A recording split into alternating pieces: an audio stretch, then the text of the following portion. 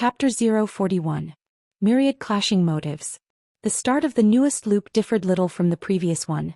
He got on the train to Cyoria with Kiriel in tow, entertained her with feats of magic as well as disguised, and more than a little embellished, accounts of his own adventures to stave off boredom, and even talked with Ivory for a bit. Just for a bit, though, she wasn't terribly interested in him this time, since he'd finished telling stories to Kiriel by the time they stopped at Corsa, and didn't demonstrate any amazing spellcasting skills while she was in the compartment.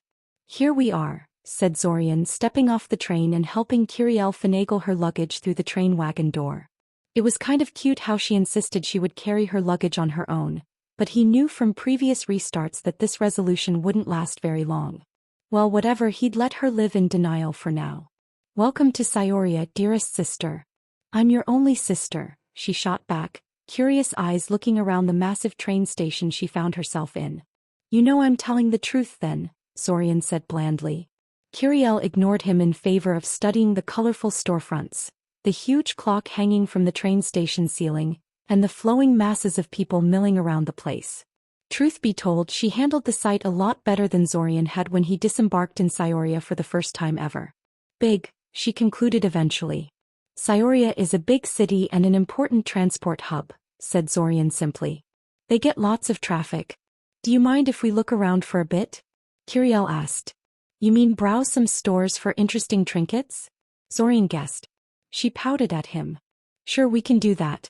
I'm only buying you one souvenir though, and nothing too ridiculous." "What qualifies as too ridiculous?" she asked, eyeing the storefront speculatively. "Use your common sense," Zorian deadpanned.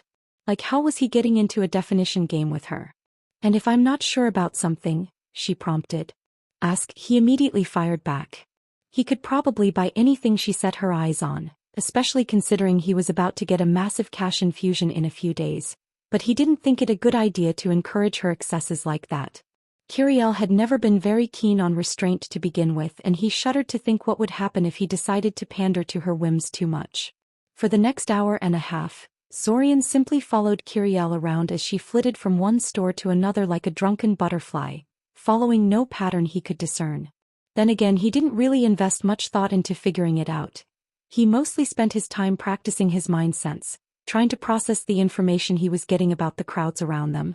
Large, closely packed crowds like the ones at Cyoria's main train station still tended to ruin his mind sense, reducing the feedback into an incomprehensible, blurry blob of emotions and strange signals. He was getting better at picking specific minds out of that background fog, though. He practiced the procedure by constantly keeping track of Kiriel's mind, turning her into a sort of a telepathic anchor, and then trying to pick out the minds of random people from the crowd to get a better feel for them. It was slow, annoying work, but he was getting sick of having his empathy and mind sense effectively shut down every time he encountered a crowd. She picked a snow globe in the end. Admittedly, it was a very nice snow globe. The little house and the trees inside it were incredibly detailed and well done, almost as if someone had literally shrunk a house and its immediate environs and placed them in a glass sphere. Clearly some fairly sophisticated magic had been used to produce the thing, even if the end product was completely non-magical to his senses, and the globe was priced accordingly, but it was better than Zorian had feared, so he bought it without complaint. Idly, he wondered if his alteration skills were good enough to produce a globe like that. With Kiriel's trinket hunting done, they set off towards the main plaza and its fountain, just like they had in the previous restart. Unlike the previous restart, Zorian took them through the park right from the start. There was really no need for them to meet the cephalic rat swarm. Quite the contrary, it was an unnecessary and unacceptable risk, as Kiriel's mind was completely unshielded and there was always a possibility that the rats could figure something important or attention-grabbing from Kiriel's stray thoughts. As it turned out, that had been a pretty important change. Having never seen the cephalic rats, Kiriel obviously couldn't tell Ray about them, so the topic simply never came up. And apparently he greatly underestimated how much he'd disturbed Ray in their previous first meeting, because keeping quiet about the terrifying mind-reading powers of the rats made Ray a lot less on guard around him this time around, as well as much more insistent about them staying for a while. He let Ray and Kiriel convince him to delay their departure. As far as he could tell, this was the best moment to find something out from Ray's mind, before she had time to grow suspicious of him, and he had every intention of using it to the hilt. A student of Scioria's Royal Academy? Pretty prestigious place to study at for a boy hailing from a small rural town, if you don't mind me saying, Ray remarked.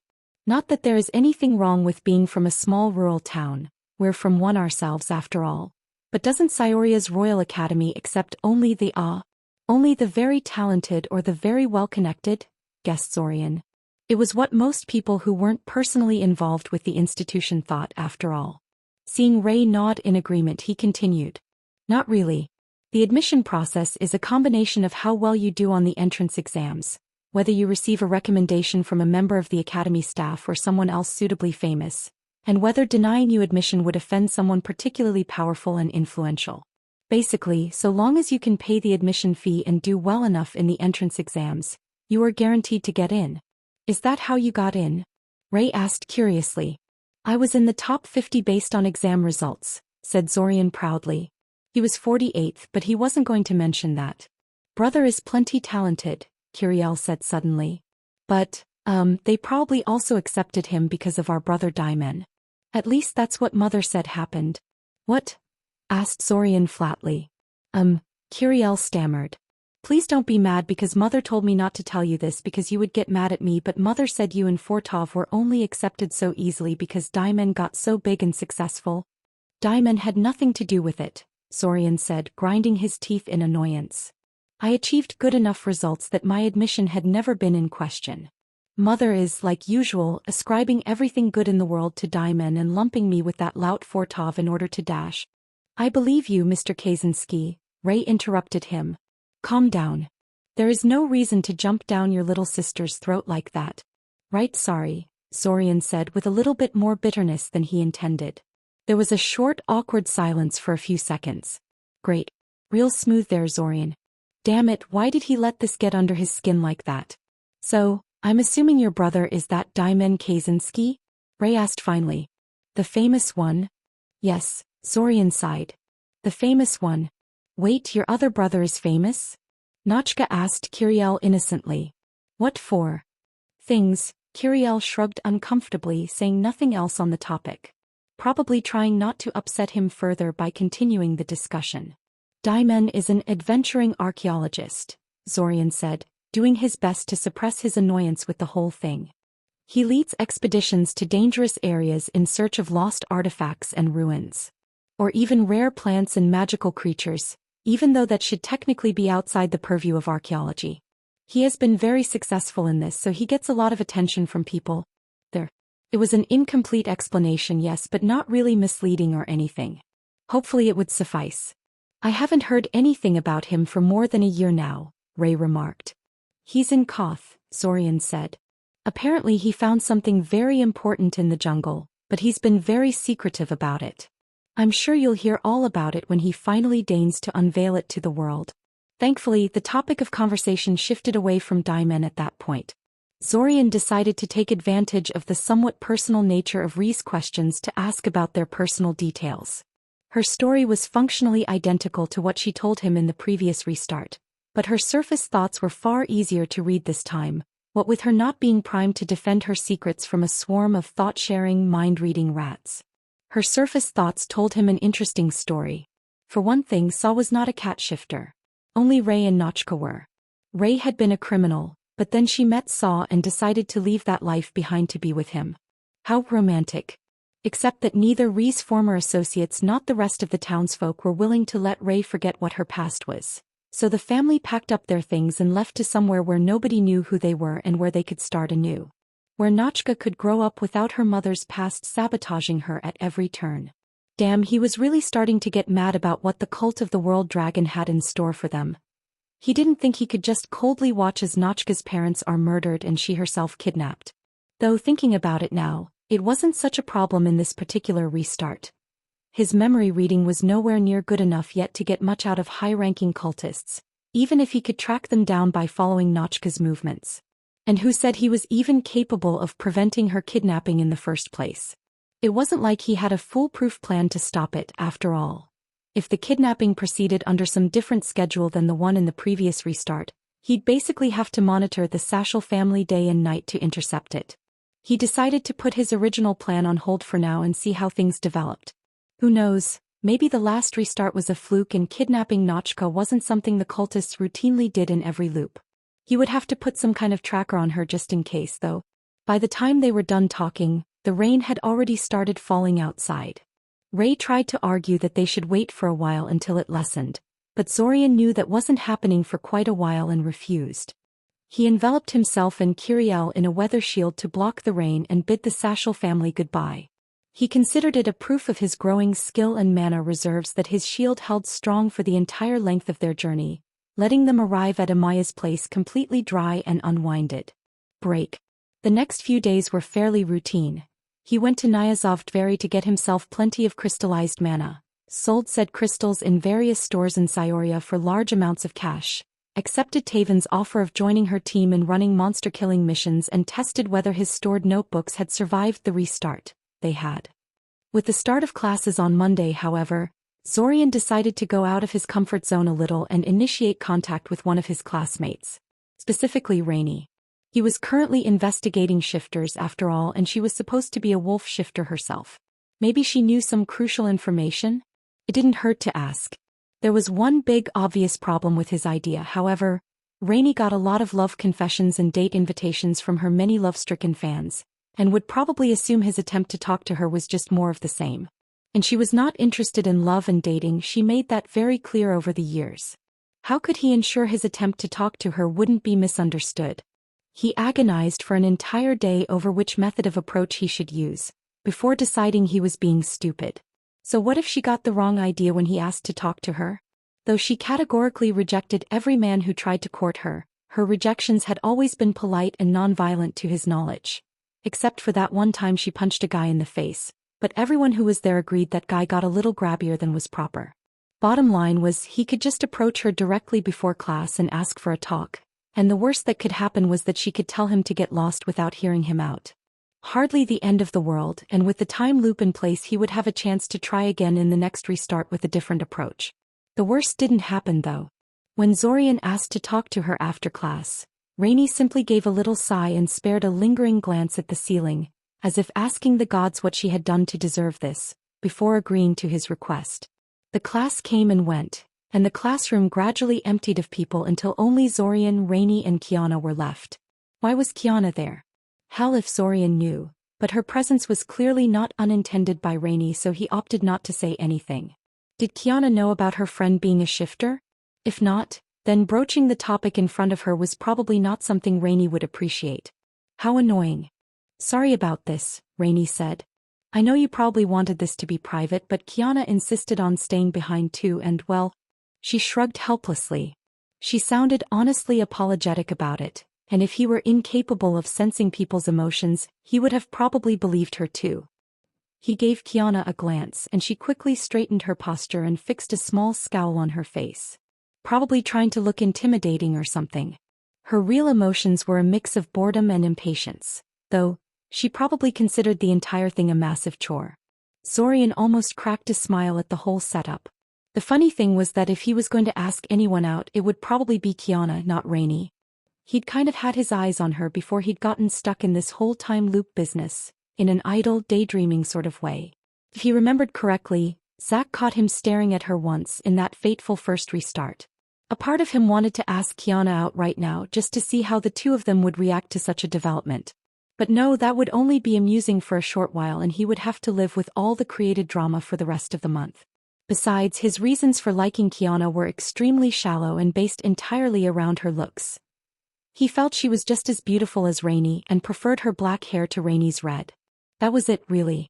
For all he knew, her personality could be absolutely atrocious. If you're okay with her presence, then so am I, Zorian said. That said, do you mind if I erect a privacy bubble around us? Nialu and company are hanging by the door trying to eavesdrop, and I think we'd all be happier if they did not hear this. Ugh, Rainy grunted, rising from her seat and marching off towards the door. There is no need for that. I'll be back in a moment. Through his mind sense, Zorian could feel the 4 mental signatures of their eavesdroppers flee before Rainy's approach. They were already halfway down the corridor by the time she opened the door, and in less than a minute Rainy was back in her seat. Well then, she began, now that the spy brigade is gone, we can finally get this over with. What did you want to talk to me about, Mr. Kaczynski? Does Kiana know about shifters? Zorian asked. Evidently she did, if her shocked reaction was any indication. What? Rainey stammered. How do you know about that? I asked a scholar named Vana to tell me about shifters and dash. Vana from Nyazov Dveri? Rainey asked, interrupting him. Aren't you supposed to be from Siren?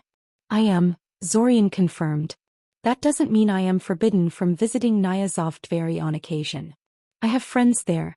Of course you have, Rainey sighed. Zorian. I kept this a secret for a reason. Zorian nodded in agreement. That's why I asked whether Kiana knows.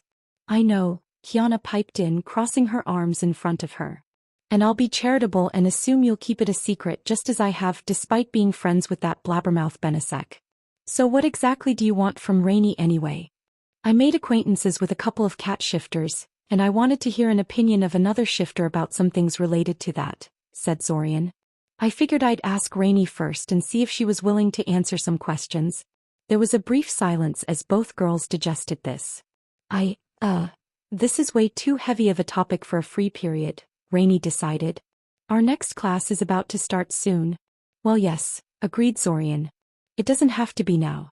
I just want to know if you're even willing to help me out. I might as well, Rainey said dismissively. My main concern about shifter talk had always been about not wanting people to know I was one to begin with, and the cat is apparently already out of the bag. Besides, if you're hanging out with the likes of cat shifters, you're going to need some advice.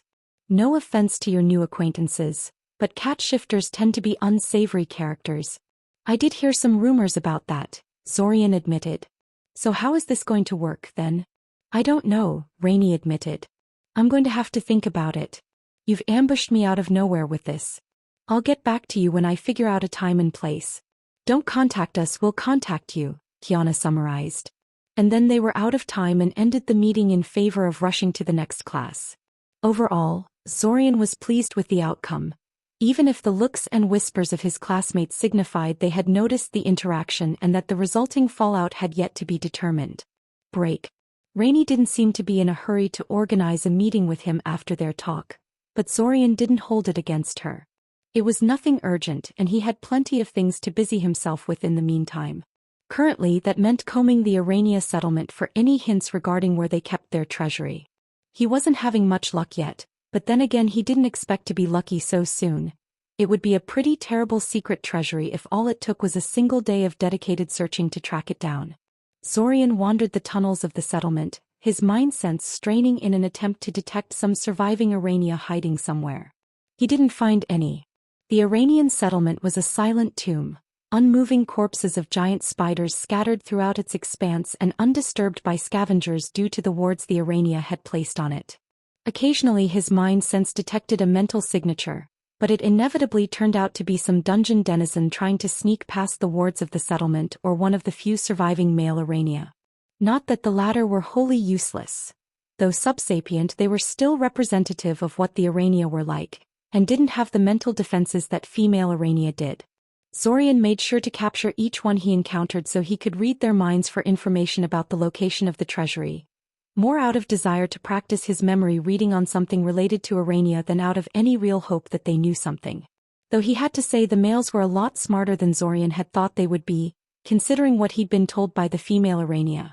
They were actually closer to animals such as ravens and pigs than something dumb like a horse or a dog. 3 of them even worked together in order to ambush him, and Zorian only narrowly avoided getting bitten by the one of them. The Arania were only weakly venomous, according to what he'd been told by them, but he would still rather not tempt fate like that. Damn, Zorian swore. Nothing, not even a clue as to where he should look next. That's it, I'm done with this for today. Kale, you done with your examination yet? Kale shifted his attention from the curled, motionless corpse of some unfortunate Arania towards him, his mind slowly switching gears from his focused work state into something capable of holding a conversation. Oh that, Kale mumbled. Yes, I checked them over for soul magic ages ago. I can find no traces of any soul magic being performed on them. None whatsoever, and it's honestly freaking me out. If you hadn't told me what really happened, I'd have assumed these bodies to be very sophisticated meat puppets devoid of souls to begin with, not sapient creatures whose souls have somehow been removed. I've just finished a more comprehensive medical scan, however, and there is no way these bodies are meat puppets. I'm baffled. This doesn't look like the aftermath of any soul spell I know of. Damn. He had really been hoping Kale would be able to find something. You really can't tell me anything else? Zorian urged. Anything? No. Well, maybe, Kale said, hesitating. Zorian urged him to continue. While my medical scans show these spiders indeed died on the first day of the restart, they died somewhere after 2 in the morning. I see where you're going with that, Zorian said after a brief pause. That implies that the time loop starts almost 6 hours before I wake up. Yes, Kale agreed. I'm not sure how useful that is to you, but it's interesting. Very, Zorian agreed. Especially if I can somehow force myself to wake up at the start of the time loop as opposed to when I usually do. Kale nodded and before suddenly checking on his pocket watch. I didn't even realize so much time has passed.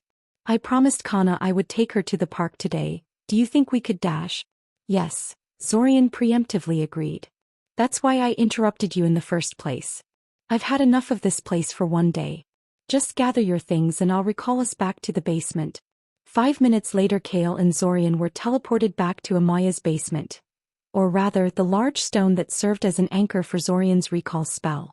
The recall spell was quickly becoming one of Zorian's favorites, due to its ability to cut through many forms of magical interference and anti-teleportation wards. It would be even better if maintaining a recall link with each anchor stone didn't incur a running mana cost, but you can't have everything, he supposed. He bid goodbye to Kale, who had his own duties to attend to, and went out to seek out Kiriel. He found her in the kitchen telling stories to Amaya and playing with the miniature golem he'd made for her.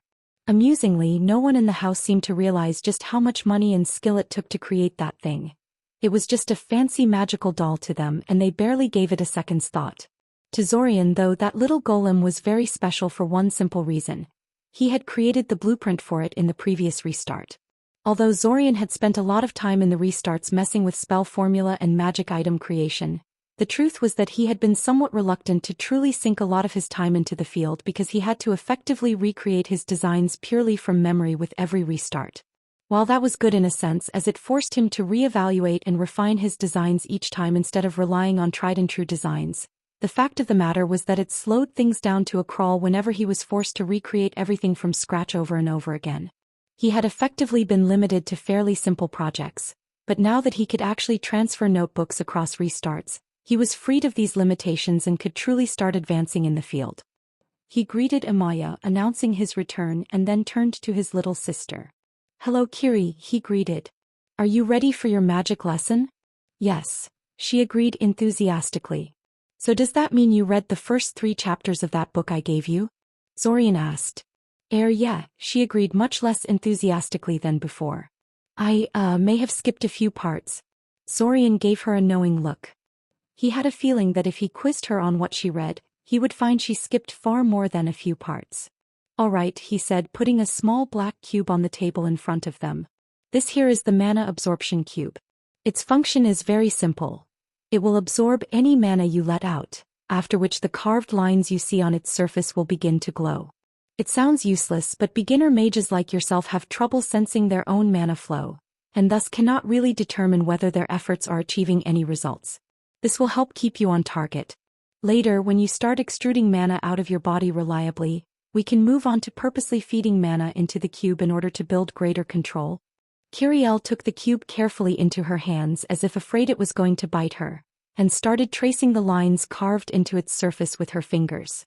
"Did you also learn using one of those things?" she asked.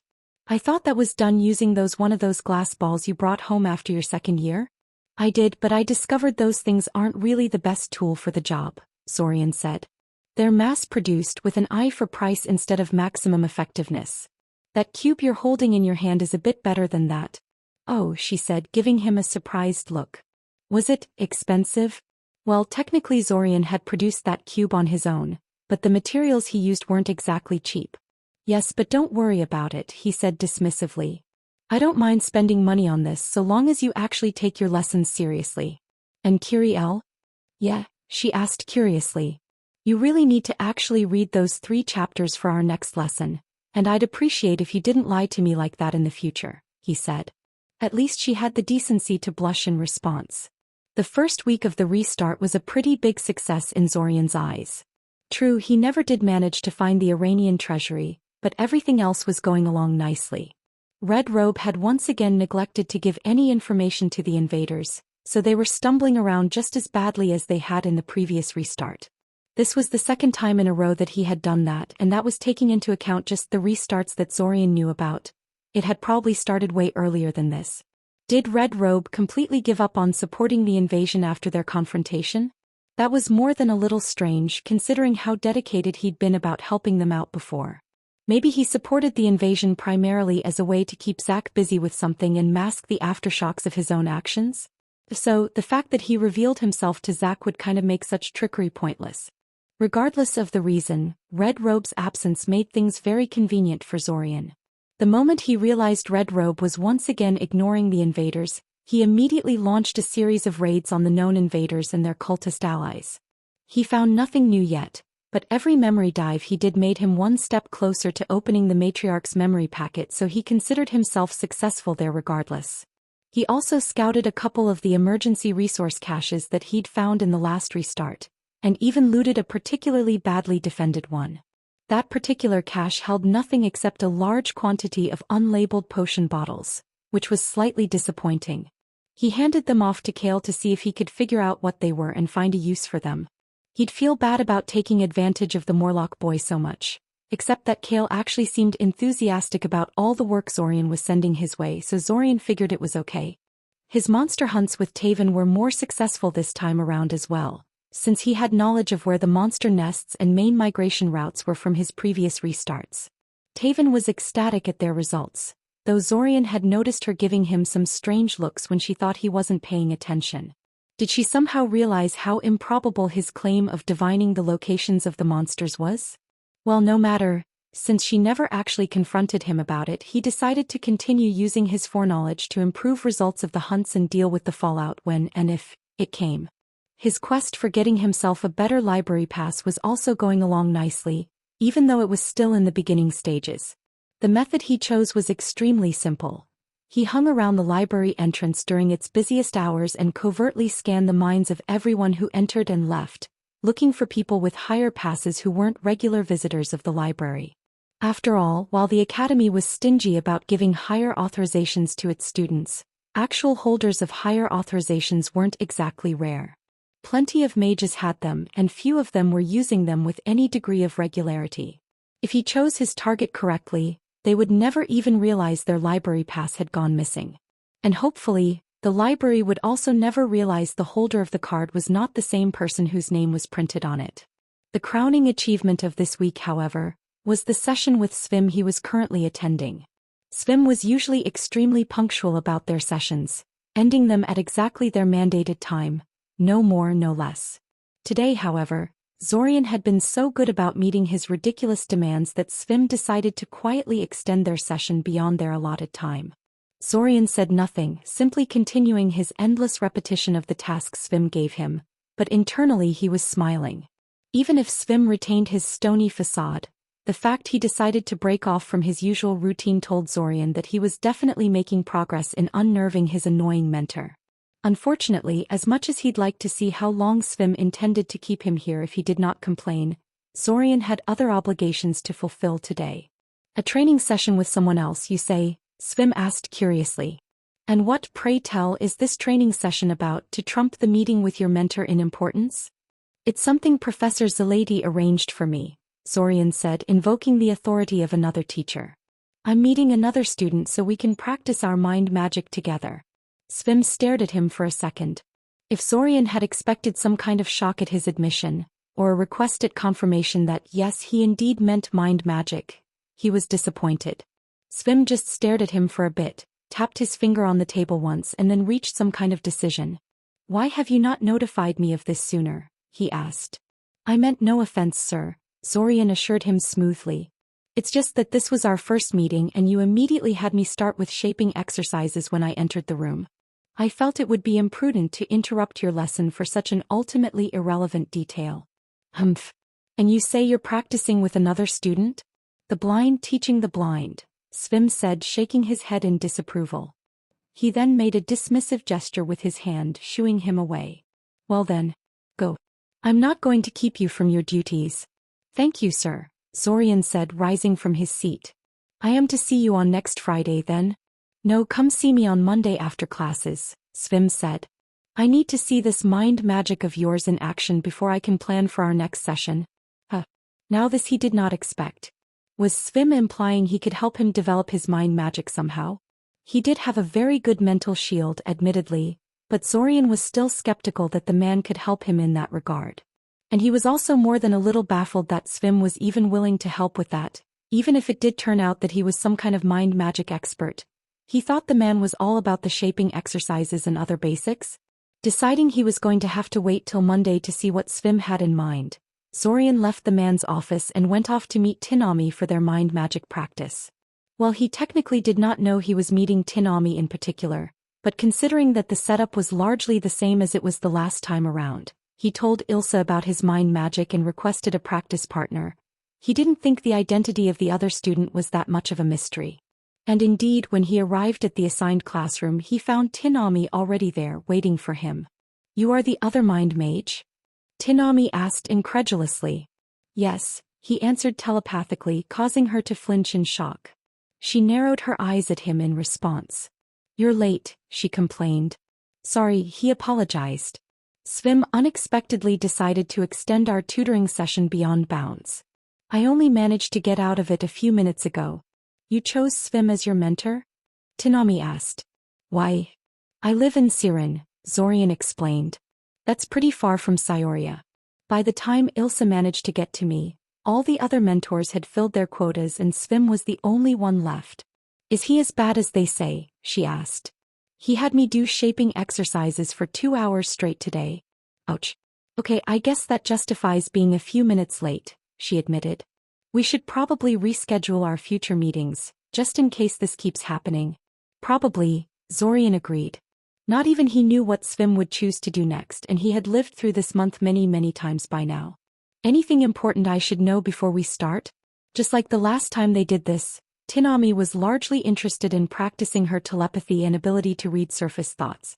She was rather bad at it by Zorian's standards, but she improved rapidly under his direction. As for himself, he mostly practiced tapping into other people's senses with her. He could access the senses of other humans quite easily at this point, but trying to actually function while getting 2 sets of sensory inputs was a massive challenge. Especially if he and Tinami were looking in completely different directions and such. Truthfully, there was very little that practicing with Tinami could offer him that he could not also do with Kiriel, Kale or some random stranger. But this way he got to talk to one of his classmates, which was one of his resolutions for this restart. It didn't hurt that cooperating with Tinami could be potentially quite useful, considering who her family was. Also quite dangerous since they were known to dabble in mind magic and necromancy, but he was willing to take that chance. It was too bad he was essentially starting from scratch with her, though. The last time he'd done this with Tinami, he had introduced her to the Arania and they'd overshadowed him in her eyes by quite a margin. Because of that, they'd interacted very little outside their practice sessions. Then again, considering he had simply viewed her as a mind magic practice dummy back then and never even tried to get to know her, he had no right to complain. Now though, there was no convenient nearby Arania to introduce her to, even if he wanted to, he would have to catch her attention in some other way. Okay, I've just got to ask. Where on earth did you learn how to perform mind magic so well? Tinami asked. I've been learning these things for years under some very good tutors, and you're just effortlessly one-upping me in every application of it I can think of. How come? It's a secret, Zorian said bluntly. Ask me later when we get to know each other better. She quirked her eyebrow at him. When, if, whatever suits your fancy. The point is that we don't know each other well enough for me to reveal something that personal to you. That's fair enough, she sighed, leaning back in her chair. It's really annoying though. I know I'm not exactly a genius in the field, but there was a knock on the door. Zorian and Tinami both looked at each other and shrugged, mystified about who could be knocking on an empty classroom door at this time of day. I'll go check, Zorian said, rising from his seat. Chances were that it was someone looking for one of them, and knowing his luck, that meant they were looking for him. He opened the door only to find Kiana standing behind it. Hi. Zorian said uncertainly. Hi, Kiana said, sticking her head inside the classroom quickly in order to see if they were alone. She did a double take when she saw Tinami and gave him an incredulous look. It's private, Zorian said crankily, preempting any sort of question.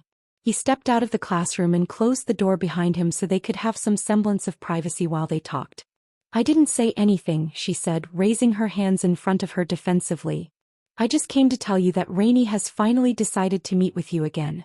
It's at 10 in the morning tomorrow at this address. She pushed a folded piece of paper into his hands. I shouldn't have to tell you this, but don't spread this around, okay? Like I'd feed the rumor mill like that, Zorian scoffed, rolling his eyes. Will you be there too, standing guard again? No, but the owner of that restaurant is a friend of Rainy, so don't get any funny ideas, she said. Oh, that reminds me. Rainy wants you to know that this is definitely not a date. Even though it's a private meeting in a restaurant between two teenagers. She smiled mischievously at him. Hey, aren't you supposed to be on your friend's side? He complained. I was just joking, she sighed. Gods, you're just as humorless as she is. Heavens help us if you two really do end up getting together in the end. See you around, Zorian. And then she just turned and left without even waiting for his response. It wasn't really how he'd imagined her to be. Shaking his head, he stuffed the paper with the address in his pocket and went back to the classroom. Sorry for the interruption, he told Tinami. It was a small personal matter I had to. Why are you looking at me like that? No way, she mumbled. I heard you were going after Rainy, but to think you got her to agree to it. However did you do that? I thought that was impossible. I don't have a date with Rainy, Tinami, Zorian calmly assured her. You are jumping to conclusions. Unless, of course, she exclaimed. Of course a mind reader could figure out her weak spot. Hey, he protested. Now that's just insulting. I would never violate the privacy of her thoughts like that. Why not? Tinami asked curiously. I would in your place. Are you sure you want to admit so readily to something like that? Zorian asked incredulously. Please. I don't believe for 1 second you are being perfectly moral and responsible with your mind magic, Tinami accused. You're far too good at it to have developed your powers the legal way. This topic is over as far as I'm concerned, Zorian stated. Why don't we go back to practicing mind magic? You know, the thing we're supposed to be doing? I have to ask though, what is it that you people see in that girl? Tinami asked, completely ignoring him. What does she have that I don't? Is it the red hair? It's the red hair, isn't it? Zorian let his face fall into his hands. And it had been shaping up to be such a nice day too. Chapter 042. Some of its parts. Not far from the restaurant where he was supposed to meet Rainy, Zorian sat on a bench and waited. There was no sign of her yet, but that was in no way unusual. He had misjudged the amount of time it would take him to find the place and was thus a little early. He didn't let it bother him, choosing instead to pass the time by experimenting with his mind sense on the passing crowds, tapping into the eyes of pigeons flying overhead and practicing his shaping skills on the handful of pebbles he had taken to carrying around on his person at all times. Honestly, shaping exercises were kind of relaxing when he didn't have Svim breathing down his neck and being a jerk. He should try finding one that was actually challenging, really challenging, but not Svim's patented "you haven't really mastered this bullshit," and set aside some time to HM. He drew the pebbles currently floating in front of him back to his palm and pocketed them, before leaning over a nearby ornamental bush where his mind senses had detected an extremely faint mental signature. Despite knowing exactly where to look, it took him 2 whole seconds to spot the mantis camouflaged against the leaves. He stared at the bug for a while before an idea occurred to him. He pointed his palm towards the insect and concentrated, trying to telekinetically draw it towards him without crushing it like a, bug. Something that was greatly complicated by the mantis holding on for dear life to the twig it was standing on. He had hoped to surprise it with this sudden maneuver, but its reactions were surprisingly fast for something that had been moving so slowly and ponderously just a second ago. Nonetheless, Zorian wasn't so easily deterred.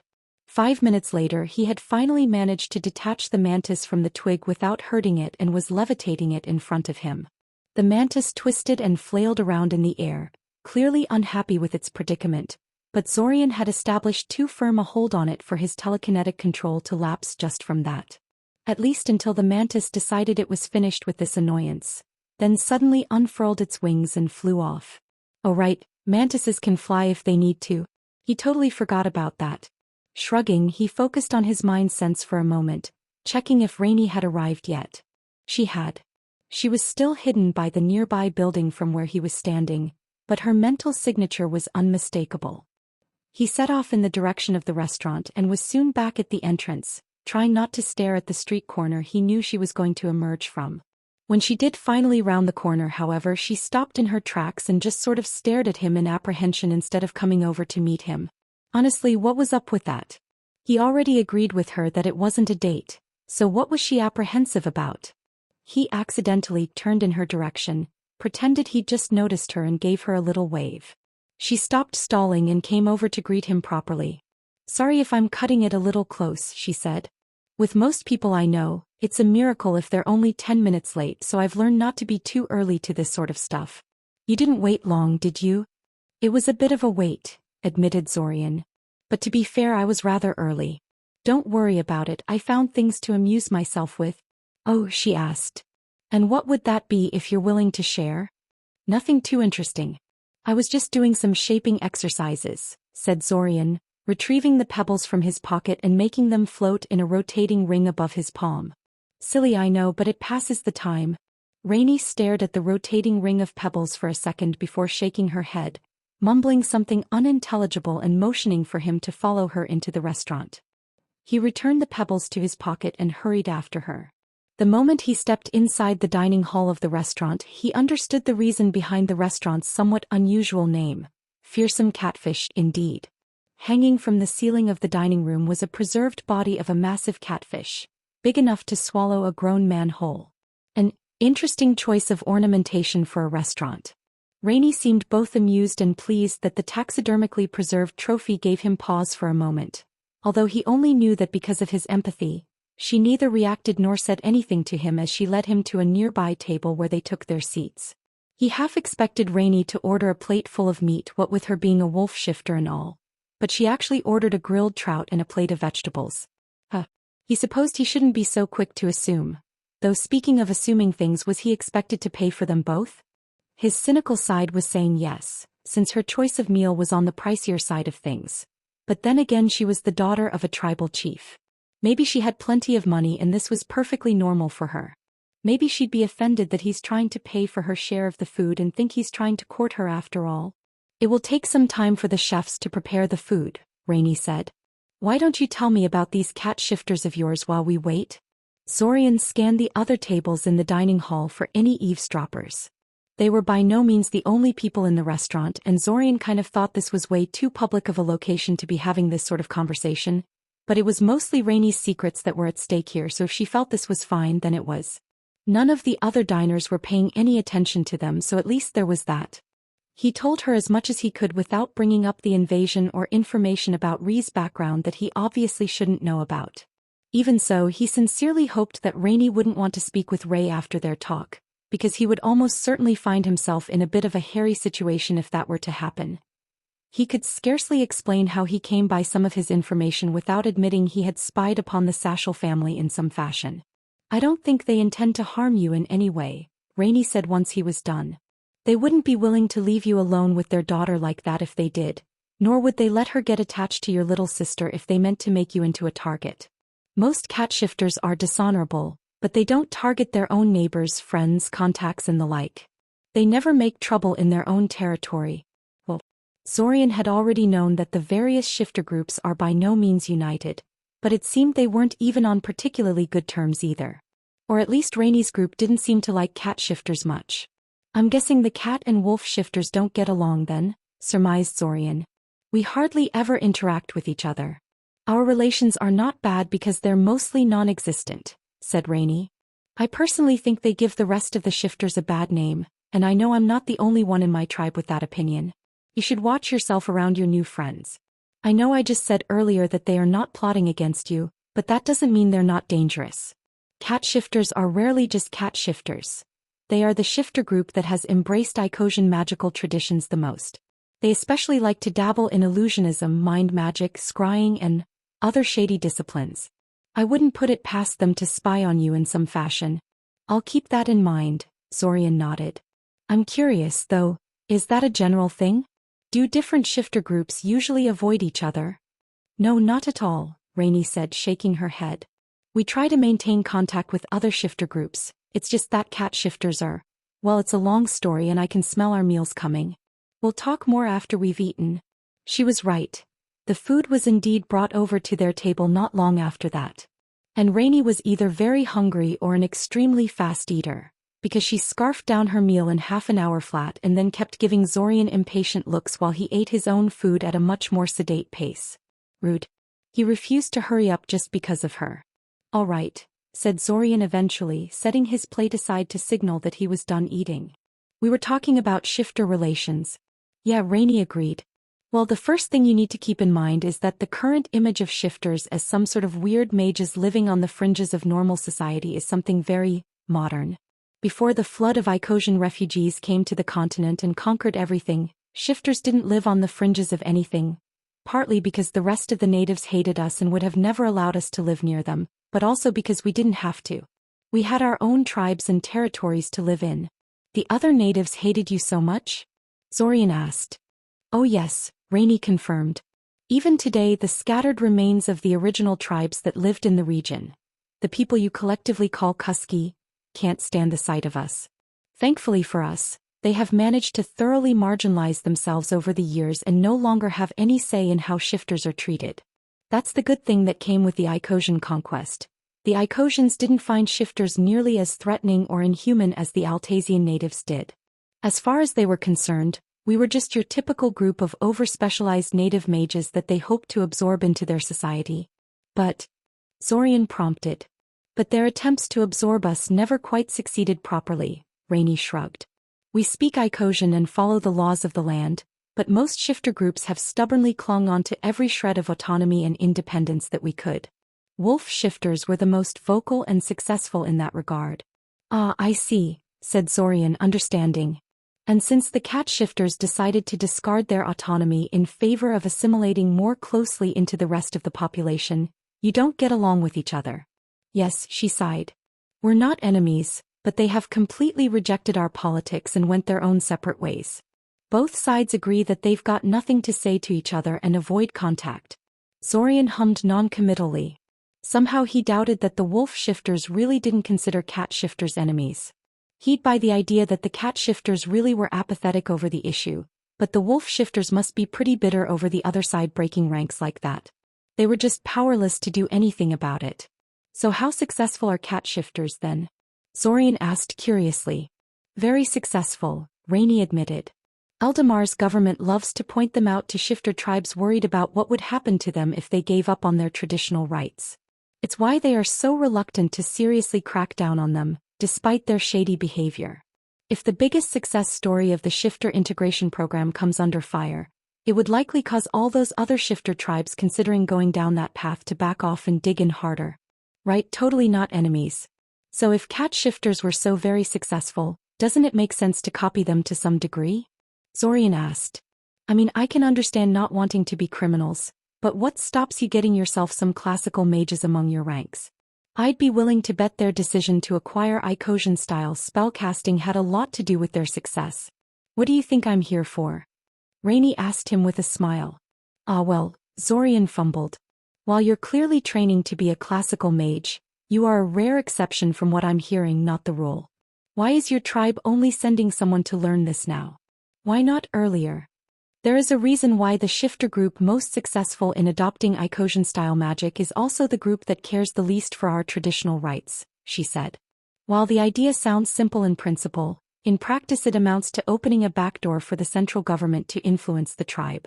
Members trained as mages have a tendency to make power plays and bring the mage guild, and through them the central government into internal tribal disputes when they don't get their way.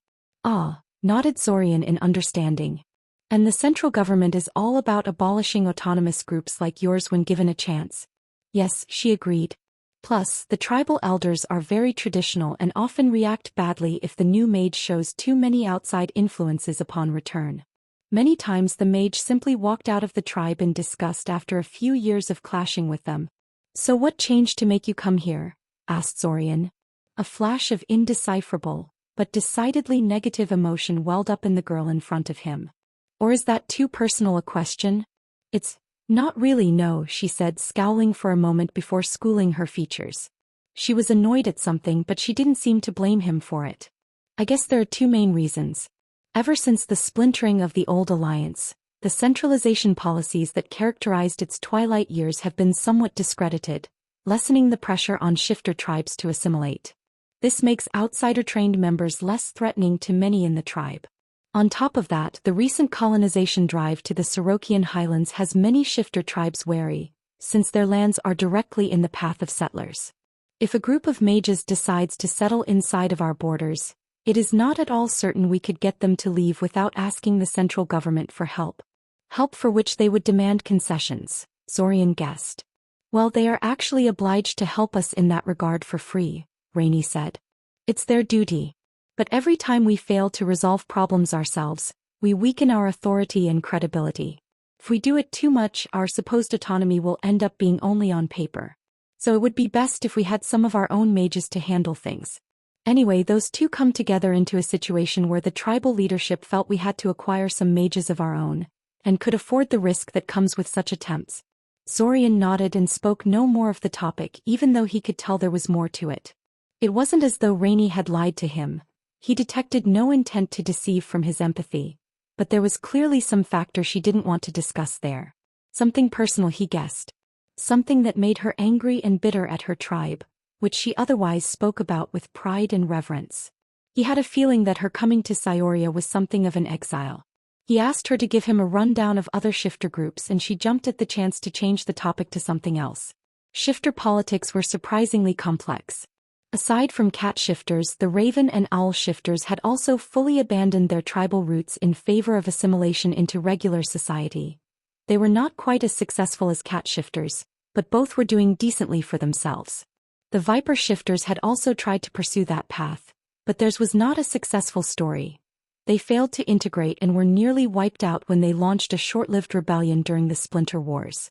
The wolf, deer and boar shifters provided the core of the autonomist faction, which sought to preserve their traditional tribal structure and their special privileges. The bear and fox shifters were aligned with the autonomists, but had been slowly wavering in their support over the years and had powerful assimilationist factions working inside of them. Finally, there were three more shifter groups that stood out from the rest for a couple of reasons. First, there were the eagle shifters who couldn't accept being ruled by anyone, autonomy or not. They simply transformed and flew off in the direction of the Winter Mountains, where they somehow survived till modern times. How they dealt with such a hostile, monster-infested environment nobody was quite sure, and they wanted nothing to do with the rest of humanity. Not even the other shifters. The second one were seal shifters who got on the wrong side of Eldamar during the Necromancer's War and were mostly killed off as a result. The survivors left for Ulquin Ibesa along with other losing groups, and were never heard from again. Rainey suspected they wouldn't want to talk to other shifters, even if they still survived in their new home. Finally, there were the pigeon shifters who were never a tribe to begin with. They were a product of an eccentric mage that managed to get a hold of a shifter transformation ritual and was dedicated enough to create his own shifter clan with it. They were mocked and looked down upon by the other shifters, but Rainey admitted, after some prodding, that they were actually doing quite well for themselves. Being able to turn into a flying animal at will had its uses. I'm surprised there aren't more attempts like that, to be honest, Zorian said. There are, Rainey said. They just tend not to go anywhere. They start well but then run into problems when the first-generation shifters start having children. If not handled properly, shifter children tend to grow up somewhat dysfunctional. Established shifter groups have centuries of tradition to draw on in this regard.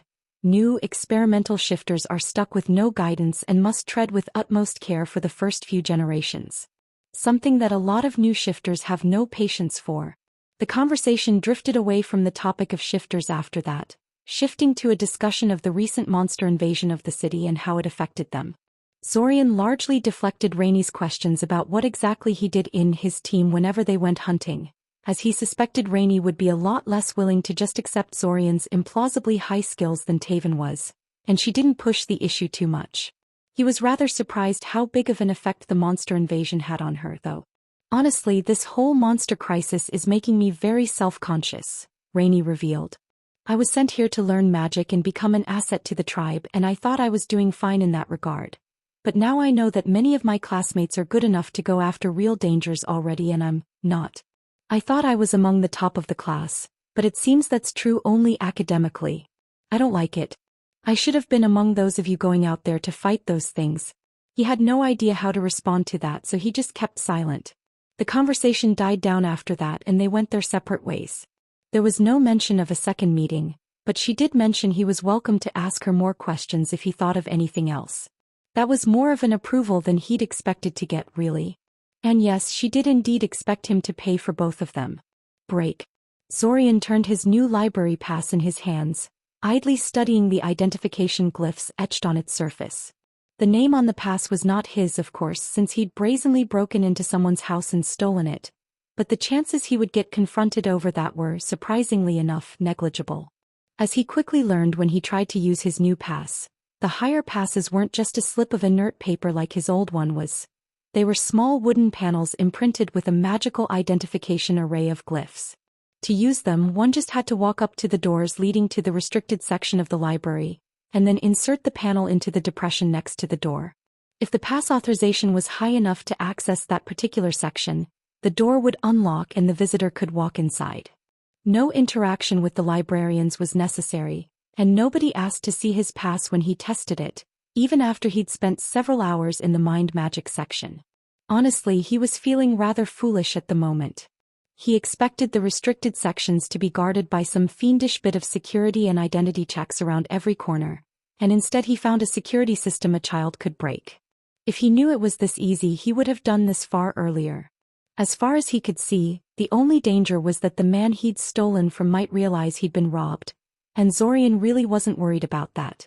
He had picked his target carefully, took nothing except the library pass from the house he'd broken into, and had done his best to leave no evidence of his entry.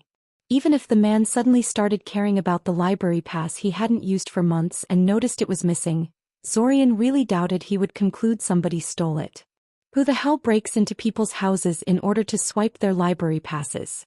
All that said, Zorian suspected that if he tried the same trick to access some really deeply restricted section, he would be stopped cold by firmer security. He would have to acquire a top-level pass at some point and test it out near the end of a restart. Right now, though, he had to see just what Svim had in store for him. He pocketed the library pass and approached the door. He frowned. What the hell was happening? This was where Svim's office was located, he was sure of it. Had been here countless of times and everything else was exactly where it should be. He closed his eyes and took a deep breath, letting the mental shield snap shut over his thoughts.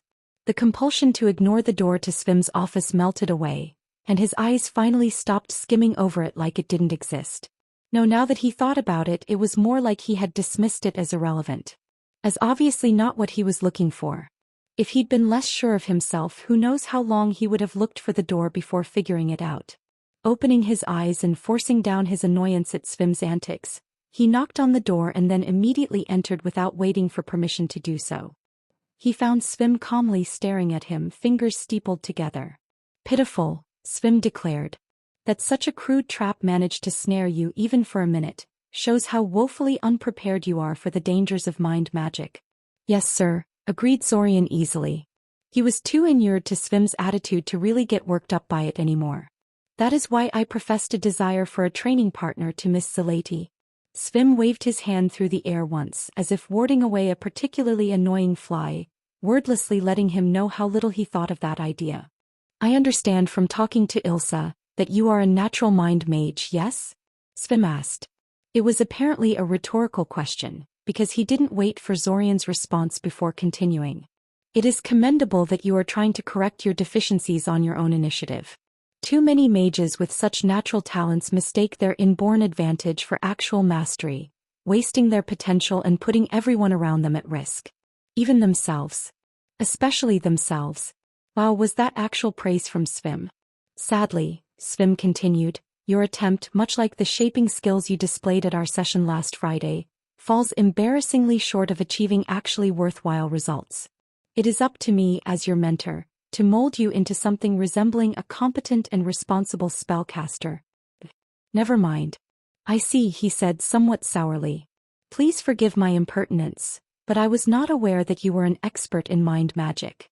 I thought you taught advanced shaping exercises for fourth-year students. I also do private lessons for particularly talented first and second years, Svim said, a ghost of a grimace flickering over his face for a moment before he smoothed it into his usual impassiveness. Svim probably didn't think much of their talent. And, more relevantly, I teach a fourth-year elective dealing with defense against hostile magic. Obviously, this includes mind magic as well. Ah, said Zorian. That did a lot to explain Svim's constant mind shield. I feel I should point out that my innate ability grants me a very powerful and flexible mental shield. Oh. How interesting, Svim said speculatively. Tell me, is your ability purely defensive or can you reach out and touch other people's minds too? The second one, Zorian admitted. That's why I asked Miss Zalady for help. I needed a willing target that would let me practice telepathy and mind reading on them. In that case, you probably already know about the mental barrier I'm currently sporting, Svim stated.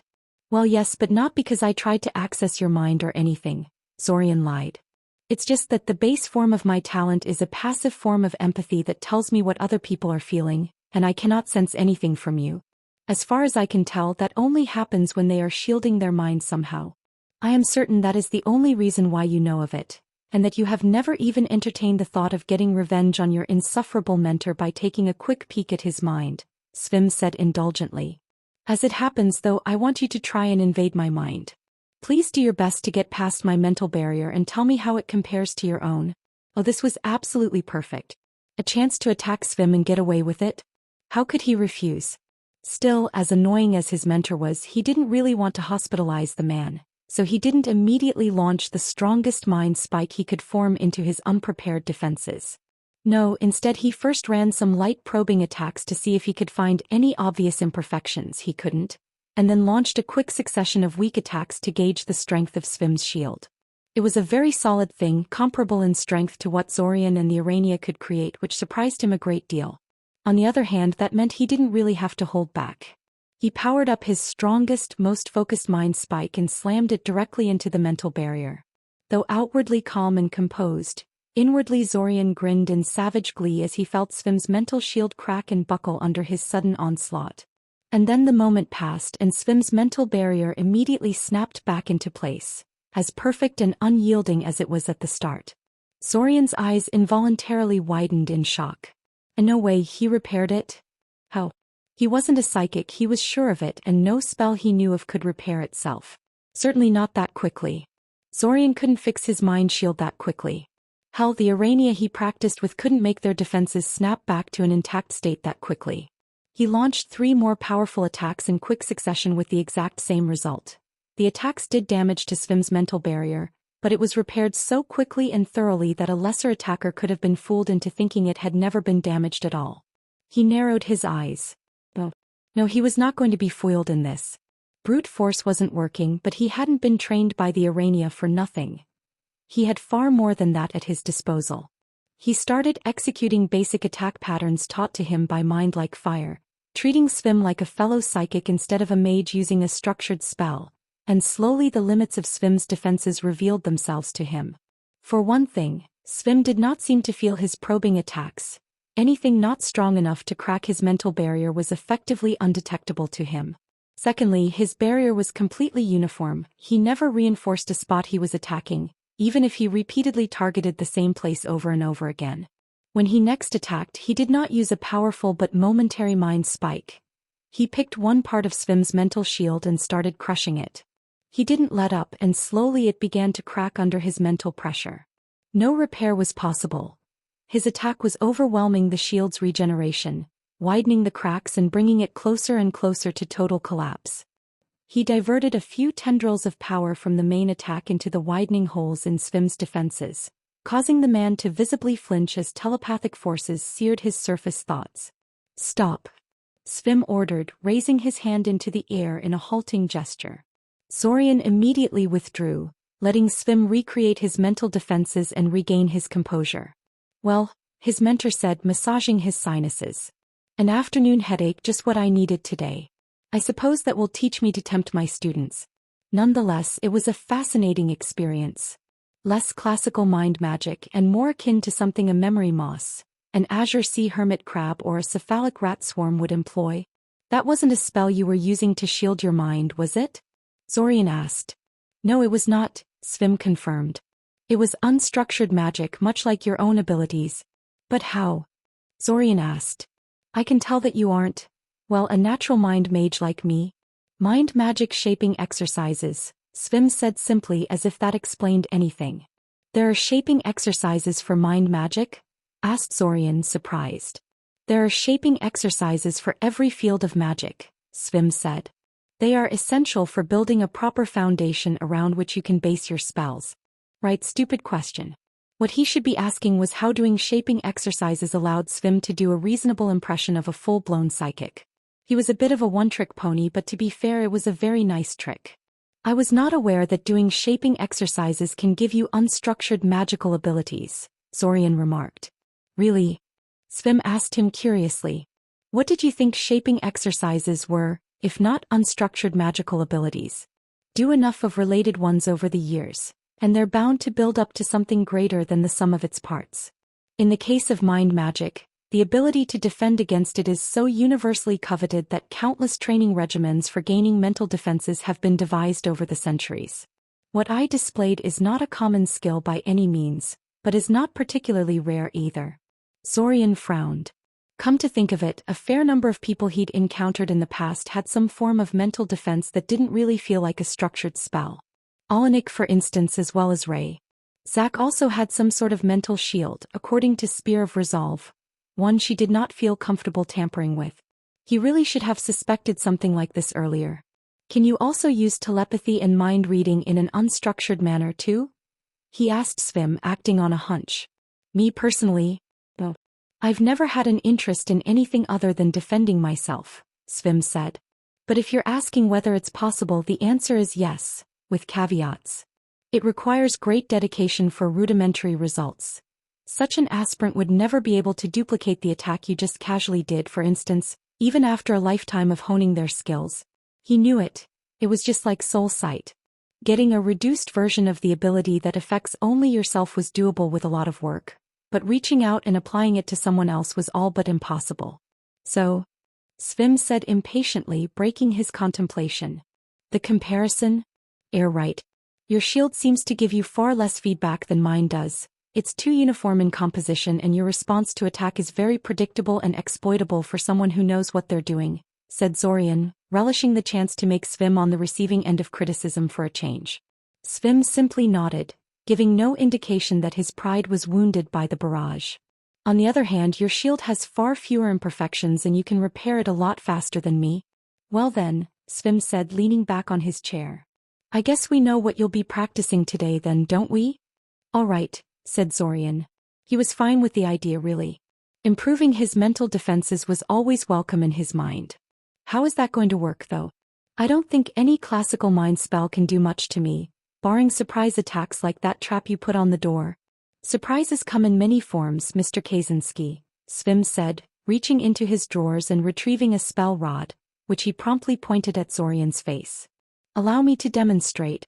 Zorian hurriedly strengthened his mind shield, determined to weather the incoming mental attack Svim was launching at him, but what hit him wasn't a mind magic spell.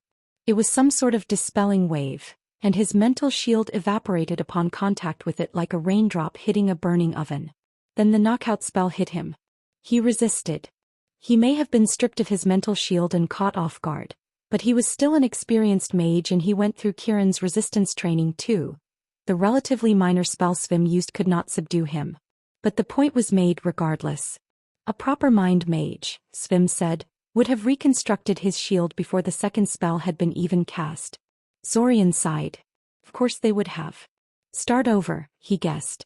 Start over, Svim confirmed. In a scene that Zorian would rapidly begin to hate with every fiber of his being, Svim once again pointed the spell rod at his face and blasted his mental shield into oblivion. Break. Following their Monday session, Svim largely replaced their regular sessions with mind magic-related ones, constantly pushing his defenses and giving him long lists of mind magic shaping exercises to try. Most of these exercises were absurdly easy for Zorian, teaching things he already had an instinctive grasp of, but searching the restricted section of the library with his brand new pass yielded some less intuitive ones that actually taught him something new. He didn't intend to duplicate the circumstances that led to Svim's new attitude in future restarts. While he definitely learned some stuff from Svim when it came to mental combat, Svim was ultimately an annoying teacher to learn from, and nothing he wanted to teach Zorian absolutely required his help to work. Besides, his meetings with Tinami weren't really getting anywhere. He wasn't really getting much from them himself, and Tinami basically turned his every attempt at interaction into an interrogation attempt, trying to figure out who had taught him to be as good as he was currently.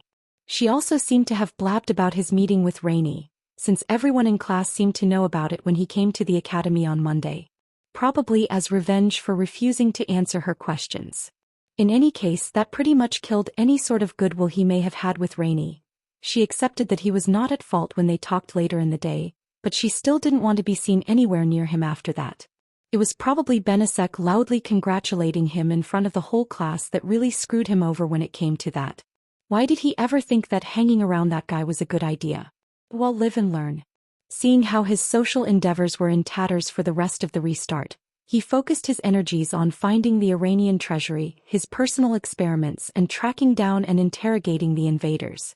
The latter two were doing just fine, but his quest for the Iranian treasury stubbornly yielded no results. He resolved to take the filigree sages up on their offer to take them to the Syaurian settlement in exchange for their help with memory manipulation.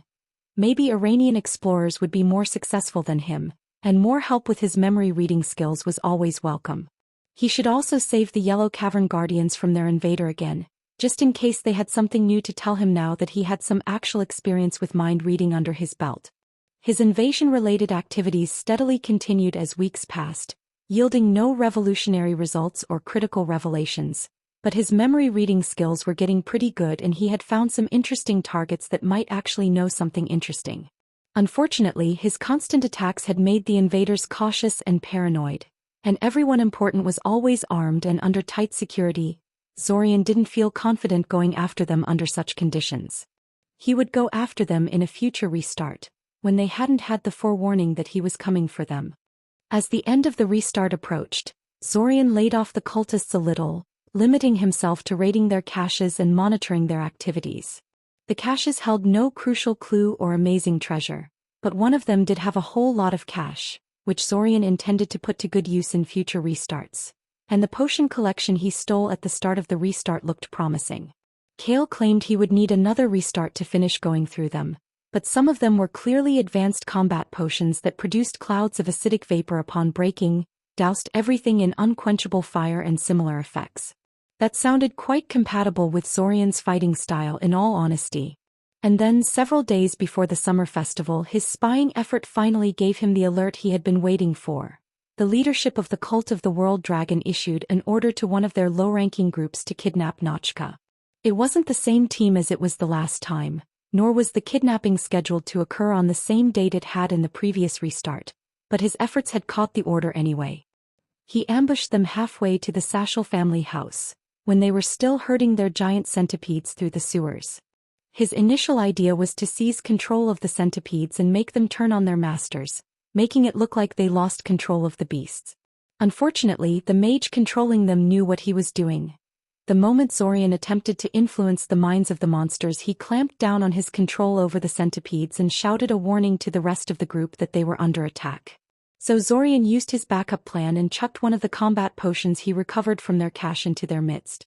The centipede controller, as well as 3 of his centipede minions, died on the spot, frozen solid when the bottle broke and the glittering blue liquid made contact with the air.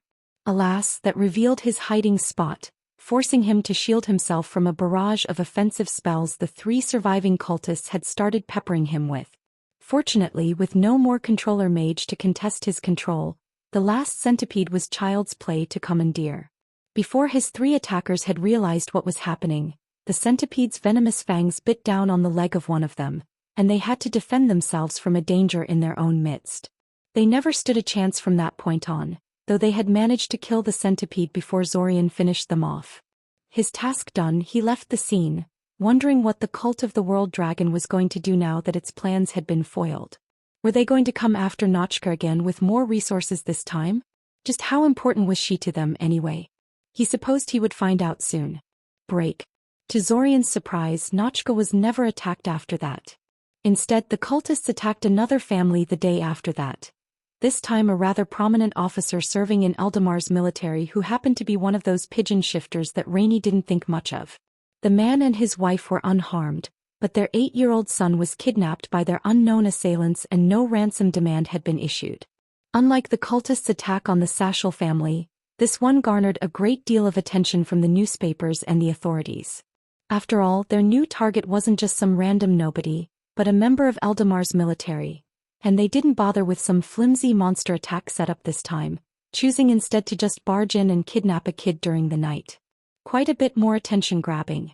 So, clearly the cultists needed a shifter, probably a shifter child for some purpose. Primordial summoning, most likely. They needed one so badly they were willing to kick over an anthill just before the invasion, exposing it to a huge risk of discovery. But it didn't have to be Notchka apparently. "Hey Zorian," Kiriel called out, distracting him from his musings. He looked towards her and found her trying to paint a face on the next-generation wooden golem he had made for her. It had a whole bunch of minor improvements over the old one, but Zorian suspected Kiriel only really cared about one of them. The new version had long brown hair attached to its head, based on her request. Apparently she decided that it wasn't lifelike enough for her. "What?" he asked. "Who are you taking out to the dance tomorrow?" she asked. "It's none of your business," said Zorian. Ugh, he would have to make sure to be out of the house by tomorrow evening, just in case Ilsa sent someone after him again. "Are you going out with the red-headed girl you're dating?" she asked. "And wait a minute, how do you even know about that?" Zorian protested. "Kale told me," she said, biting the wooden end of her paintbrush for a minute before adding some fine touches on the golem's new eyebrows. Stupid Kale, he probably thought this was all so terribly amusing. "I think you could use a girlfriend," Kiriel said before turning towards her new golem. "Don't you agree, Kistjenka?" Just as it had been made to do when presented with something that sounded like a question, the golem nodded its head gravely. "See, even Kistjenka Agra dash." "Kiri," Zorian cut her off. "Yes." "Shut up."